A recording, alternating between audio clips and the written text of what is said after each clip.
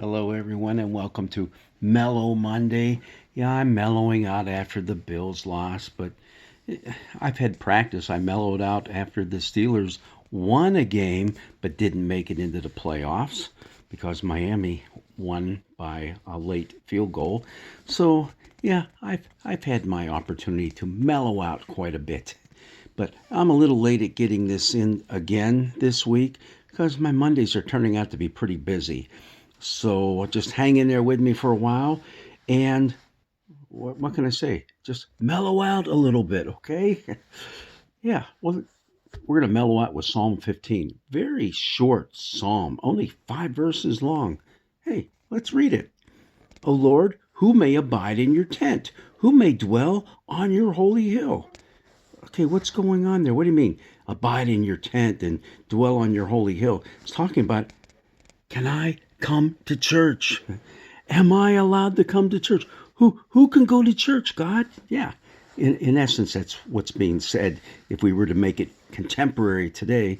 But the tent, remember when the Ten Commandments were being carried around in that holy tabernacle, and it didn't have a permanent dwelling. It just was going with the people as they wandered through the wilderness and into the promised land.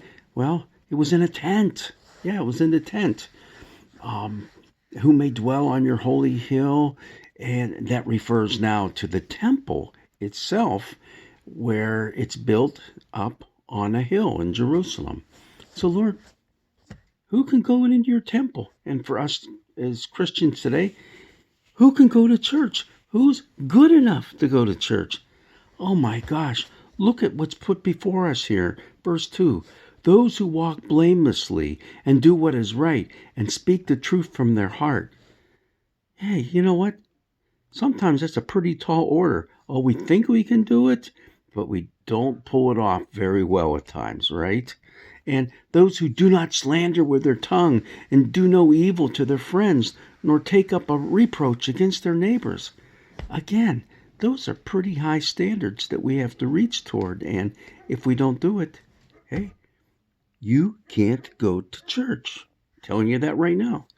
In whose eyes the wicked are despised, but who honor those who fear the Lord, who stand by their oath even to their hurt. I mean, yeah, who stay steadfast and true, not only to God but toward their friends, and even when they end up paying a price for it too. Yeah, willing to do that. Are we willing to do that? If you're not, don't come to church. Who do not lend money at interest and do not take a bribe against the innocent. Oh Lord, I've never bribed anyone. Well, that interest thing. Yeah, I did lend my nephew a few bucks, and I said, hey, if you don't have me paid back in 3 weeks, I'm going to take 10% interest. Hey, can't even do that. If you've done it, stay out of church. Is that what we're saying?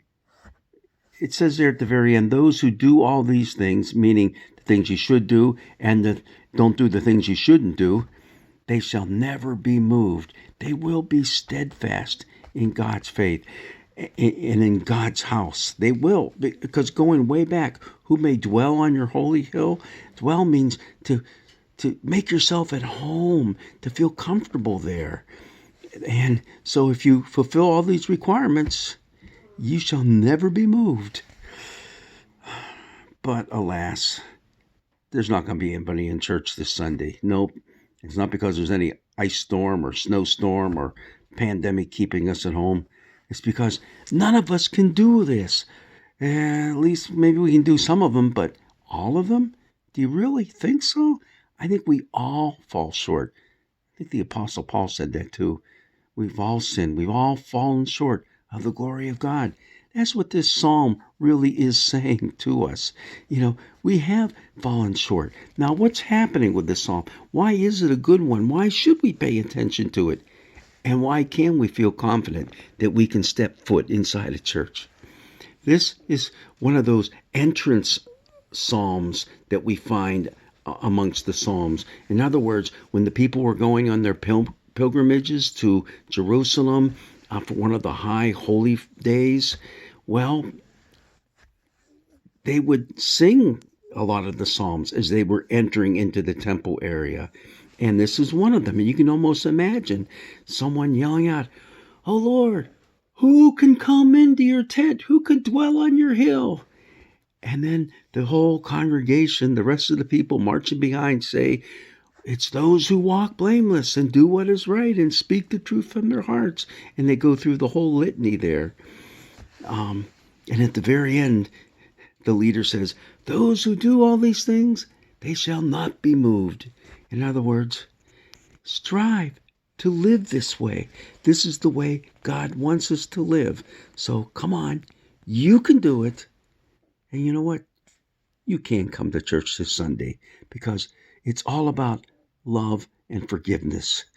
This psalm fits in beautifully with our Old Testament text that we have this week and also our gospel text. So pay attention to those when we come along and see them, because it is all about a way of life that we have with God as number one in our lives. Does that mean we are perfect people? No. Does it mean that we strive with all of our heart, soul, and mind to please God and to walk in His ways? Most definitely. That's what this psalm is telling us.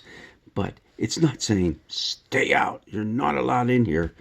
Although we will see there are a few commandments written in the law that say certain people can't go in. Yeah, we'll talk about that. And maybe how even Jesus turned those on their heads. But it's more, look, be prepared. Prepare your heart, your soul, and mind. And now that you're here in Jerusalem, as you go into the temple, go with a pure, clean heart. Okay, well, yeah, so don't get too excited. Mellow out. We're all allowed into church this week. God's blessings be with you as you mellow out not only this Monday evening, but all week long, and stay steadfast in His Word.